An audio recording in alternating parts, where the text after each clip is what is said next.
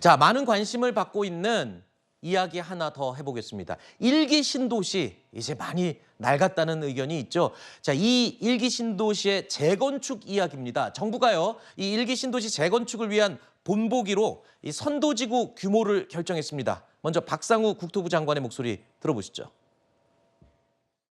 올해는 분당 8,000호, 일산 6,000호, 평촌, 중동 3본 각 4,000호 내외에서 선도지구를 선정하는 것을 원칙으로 하되 지역 여건에 따라 1 내지 2개 구역을 추가로 선정할 수 있도록 하였습니다. 표준 평가 기준은 주민 동의를 최우선으로 하여 정량 평가를 중심으로 구성하였습니다. 특별법을 통해서 사전 절차를 대폭 단축시켰기 때문에 27년에 첫 번째 착공이 이루어지면 물리적인 건축 공사를 3년 내에 마무리해서 30년에는 입주 가능하다는 것이 저희들 생각이고요.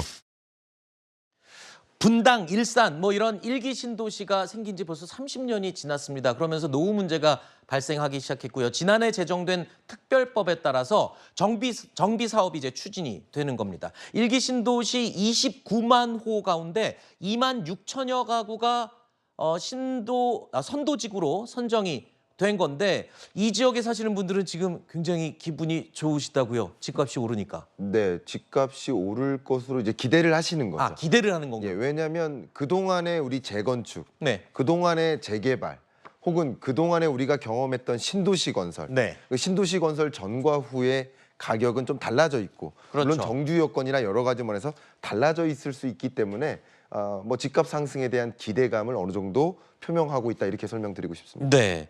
아니 그런데 이렇게 재건축, 재개발 뭐 이런 이슈가 있으면 네. 그 사람들이 또 어디 나가서 살아야 되잖아요. 그거 다 지을 때까지. 네. 그러면 자연스럽게 그 주변 도시들에 대한 집값도 영향을 끼치고 좀 이렇게 꿀렁꿀렁 움직이지 않겠습니까? 네, 그렇습니다. 이제 주택 가격이라는 것이 좀 네. 연동되는 경향이 있습니다. 그렇죠. 그래서 재건축 가격 혹은 그 밖에 신규 주택 공급 가격 자체가 올라가다 보면 또 다른 그 대체재에 해당되는 기존 주택의 가격도 상승 압력을 받는 것이 네. 통상적인 경우라고 볼 수 있겠습니다. 아니 그런데 네, 최근에 지금 기사 보니까 전셋값 엄청 오르고 있다잖아요. 네, 그렇습니다.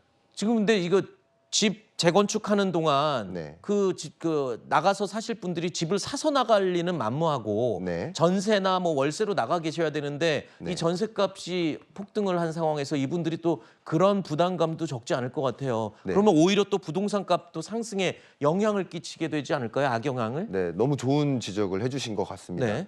지금 전세 가격 상승률을 보면 50주 넘게 연속으로 상승만 했습니다. 네. 그러니까 전세 가격이 상승한다는 얘기는 그만큼 전세가 부족하다는 거예요. 그렇죠. 그러면 전세 선호 현상이 일어나고 있다는 거거든요. 왜냐하면 지금 임차인 입장에서는 월세냐 전세냐를 놓고 판단했을 때 그래도 뭐 전세가 좋아라고 판단하고 있는 거예요. 네. 그리고 전세 공급은 그 수요만큼 충족하지 않으니까 그렇죠. 일종의 전세난이 이르고 있고, 그러니까 전세 가격이 계속 올라가고 있는 상황입니다. 다름 아닌 전세 공급난 상황인데, 이런 신도시 건설, 재건축, 재개발의 과정에서 기존 주민들이 이제 전세를 찾아서 이동을 해야 되기 때문에 가뜩이나 전세 공급난 상황인데 추가적인 전세 수요가 대량으로 발생하다 보면 당연히 전세난 상황에 또 추가적으로 올 수가 있겠죠.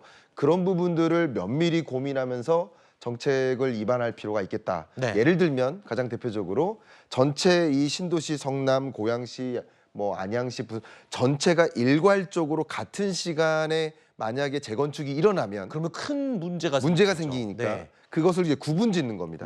구분 지어서 1단계, 2단계, 3단계 천천히 점진적으로 전세 전환이 일어날 수 있도록 여건을 마련하는 것이 중요하겠습니다. 알겠습니다. 자, 아리까리하고 헷갈리는 경제 이야기 교수님과 오늘도 아주 명쾌하게 풀어봤습니다. 오늘 나와주셔서 고맙습니다. 감사합니다.